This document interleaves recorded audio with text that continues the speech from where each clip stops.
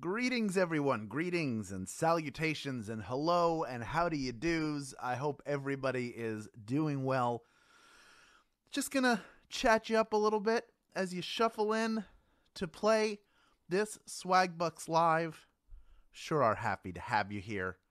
We have exciting things coming up in the not too distant future. If you were watching the Facebook Live this morning, then you already know that starting on Monday, we're going to have 8 straight days of Second Chance Week. Monday through Friday next week, and then Monday, Tuesday, Wednesday of the following week as we close out the 2021 year in Swagbucks Live. Just our way to say thank you to all of you. They're all going to be holiday games. We have a bunch of fun holiday questions. All of them have appeared in prior holiday games over the past 4 years that we've been asking you holiday questions. You'll get 3 free rejoins for every game you play. Plus, on Monday, we've got a big $2,500 game to kick it all off. You know, you'll hear more about it tomorrow in the Friday Flash game. But I always like to give a little something special to the folks who show up early.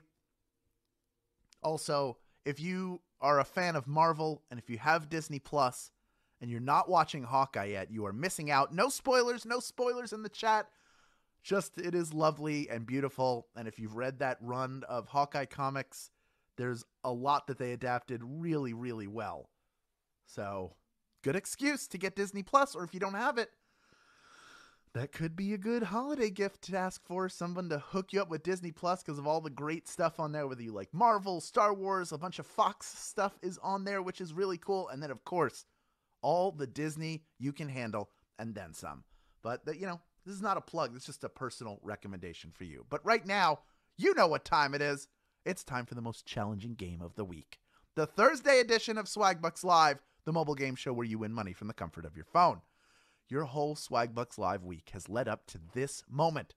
And I know you're more than ready to take a swing at today's grand prize. Take a look. That is $1,000.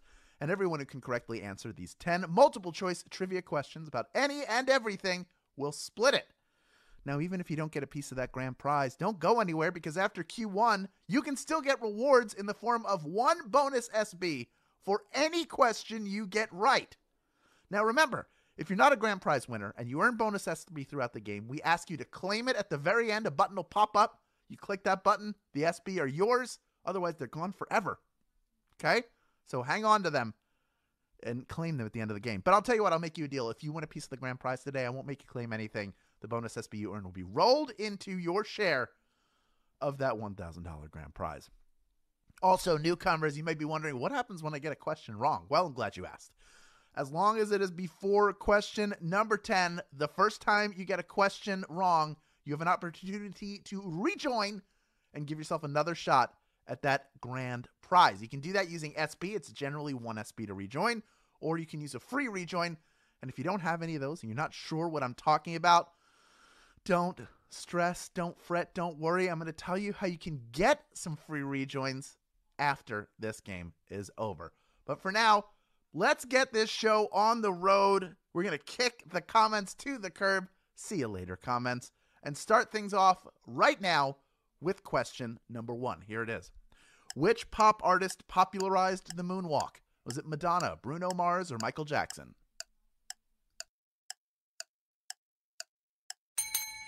Who popularized the moonwalk? He may not have invented the move, but it's been his since he first performed it on television in 1983. Michael Jackson, of course, was the king of the moonwalk. That is the answer. 99% of you getting that one right, which means already almost 27,000 people in grand prize contention. Well done. But we, of course, have people rejoining, those of you who got it wrong, but also those of you who joined a little bit late. Some of our stragglers are here. We are happy to have you. As always, welcome, welcome, welcome, welcome. Please go ahead and throw a rejoin in, pull up, and win a piece of this grand prize. I'm pulling for you today. And great news for everybody who's playing. That's over 28,000 people. Every question you get right from here on in is worth 1 bonus SB to you. So let's kick that off right now with question number 2. Here it is. Arnold Schwarzenegger once served as the governor of which state? Was it Florida, New York, or California? Which state had the governor? When Governor Gray Davis was recalled in 2003, a number of people threw their hat into the ring, but it was Arnold who was elected the governor of California, telling the entire state to get to the chopper. Come on, we need to go to Mars to get air. 98% of you getting that one right. I don't think he said that anywhere in any of his campaign speeches or his acceptance speech, but he could have. You could imagine Arnold saying that, couldn't you? Yes, of course you could. Let's move on to question number 3. It's worth 1 bonus SB if you get it right. Here it is. Judi Dench, Maggie Smith, and Helen Mirren have all received what British honorific? Is it damehood, knighthood, or neighborhood? What honorific have those brilliant ladies all received? This is the highest honor a civilian artist can achieve.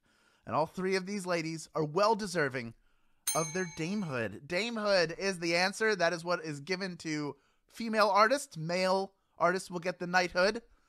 But we have a bunch of dames out there. Dame Maggie Smith, Dame Judi Dench, Dame Helen Mirren, and a few others. There's some other dames running out there. Look at them dames. They're doing such a great job. They're such good artists. Of the 13% of you who did not get that one right, already well over 2/3 of you coming right back in, which means we have almost 26,000 people who are still in the hunt for a piece of this $1,000 grand prize. And we are ready to move on to question number 4, worth 1 bonus SB. If you get it right, here it is. According to theater superstition, what are you never supposed to do backstage? Look directly into a mirror, wink, or whistle. What are you not supposed to do backstage? It's bad luck. And like a number of theater superstitions, this one has practical roots. The stagehands who operated fly systems used whistles to communicate, so the actors were forbidden from doing it, and all of a sudden we consider it bad luck to whistle backstage. Do not whistle backstage. That is the answer. 37% of you getting that one right. Well done. But that means 63% of you just got eliminated, but I have a feeling a bunch of you are going to rejoin. That's what happens. Thursdays are tough. This is a tough game. But I'm just glad that you're here. And I'm glad to see how many of you are rejoining. Already 2/3 of you, over 2/3 of you who got out, coming right back in. We just jumped back over 21,000 people in grand prize contention. That number is going to continue to rise. And I, for one, say great. I'm happy to hear it. We just jumped over 22,000 people. Yes, there are a lot of weird superstitions. There's the ghost light that you're supposed to keep on at all times so the ghosts don't, I guess, gather and start doing a production of Sunday in the Park with George. But plenty of theater superstitions, one of which is do not whistle backstage. Anyway, we are ready to move on to question number 5. It's worth 1 bonus SB if you get it right. Here is Q5. Where did the actual Mary from the nursery rhyme have a little lamb? Was it in England, New York, or Massachusetts? Where Mary had a little lamb, where did she have it? Yep, this nursery rhyme is about an actual girl named Mary, whose lamb would follow her as she made her way around Sterling, Massachusetts. Massachusetts is the answer. 55% of you getting that one right. Well done, but that means 45% of you just got eliminated. I'm hoping that a bunch of you hadn't already been eliminated. It looks like we've got almost half of the people out back in. Again, this is a tough game. There are fewer winners on a Thursday. Those of you who are like, how come fewer people don't win? Come play the Thursday games. And if you get through, then you'll be part of a smaller group. But even if you don't win the grand prize, you can still earn bonus SB for every question you get right. Doesn't matter how many you get wrong for bonus SB. It just matters how many you get right. All right. We still have almost 17,000 people in grand prize contention. We are halfway through this game and moving on now to question number 6, worth 1 bonus SB if you get it right. Which of the following hard drives is the largest? Is it 1 megabyte, 1 gigabyte, or 1 terabyte? Which one can hold the most data? Is it a megabyte, a gigabyte, or a terabyte? If you take 1,000 megabytes, then you get a gigabyte. But as time goes by and programs become larger and more complex, we need 1,000 gigabytes, aka a terabyte hard drive, to store everything.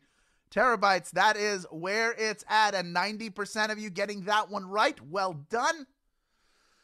I mean, I remember the days where just having like a 250 megabyte hard drive was an unbelievable amount of storage. Now, I have a PlayStation 5 and I installed a chewing gum sized hard drive that has 1 terabyte of space on it. So don't tell me we're not living in the future. This next question is worth 1 bonus SB if you get it right. Here is question number 7. The first ever novel written on a typewriter was by which author? Was it Victor Hugo, Herman Melville, or Mark Twain? Who was the first to write out a novel using a typewriter? The typewriter debuted in 1868, and although some people are slow to adopt it rather, within 8 years, Mark Twain had used one to write Tom Sawyer. Mark Twain is the answer. 78% of you getting that one right. Well done. And as always, I hope of the 22% of you who got out on that most of you haven't gotten one wrong yet, so you have the opportunity to rejoin it. It looks like we may get close to bringing almost a third of you back in. We do have over 12,000 people in grand prize contention. Still, only 3 questions remaining. That's not bad. Let's see how we do with question number 8. It's worth 1 bonus SB if you get it right. Here it is. When McDonald's first drive-thru opened, for which specific group was it designed? Is it the military, working men, or stay-at-home moms? What group was it for? Now, McDonald's didn't invent the drive-in, nor did they champion it in the early going. They preferred the walk-up model. But a nearby Arizona military base's rules about not leaving your car to get food necessitated the first drive-in window. The military is the answer, and 83% of the people left got that one right. The last really, really difficult question I had for you, and 83% of you get it. You know your McDonald's history. Maybe you know your military history. Maybe you just know America restaurateur history. I don't care even if it was a lucky guess. I'm glad you got it right. Well done. Let's move on to our second to last question now. It is worth 1 bonus SB if you get it right. Here is question number 9. In which sport do you shoot the curl? Is it surfing, figure skating, or gymnastics? Which sport do you shoot the curl? As a wave crests, you ride in the hollow tube it creates, which looks scary, but also amazing, and is just one of the reasons that I will not be surfing anytime soon. Surfing is the answer. 9,942 of you have made it this far, and you are ready for our final question. Well done, each and every one of you. You're crushing it. You're killing it. And, before we get to our final question, just a little bit of housekeeping for you. First of all, if you had fun playing today, I really want you to tell your friends about it. Tell your family about it. I want you to post to social media with the hashtag SBLive. And I want you to, no matter how you do it, if you post to social media, maybe you send a text, maybe you send an email. I want you to use your special individual share link. You can find that after the game by clicking the invite or get more rejoins button. If you do, then you will get a free rejoin for everybody who signs up using it. How's that sound? You get a free rejoin, and also the person you invite gets a free rejoin. And that is a killer deal, my friends. That is all it is. One more thing before we get to our final game, and that is a little word from our friends at Merge Dragons. Have you heard of Merge Dragons? You haven't? Come on. You gotta be kidding me that you haven't heard about this. Let me tell you about Merge Dragons. Here is the deal, folks. Merge Dragons is a game for iOS and Android. It's the most fun merging game that you will ever play. You merge eggs, plants, fruits, magical items, and creatures to create new magic. Now, if you reach Foothills level 3, then guess what?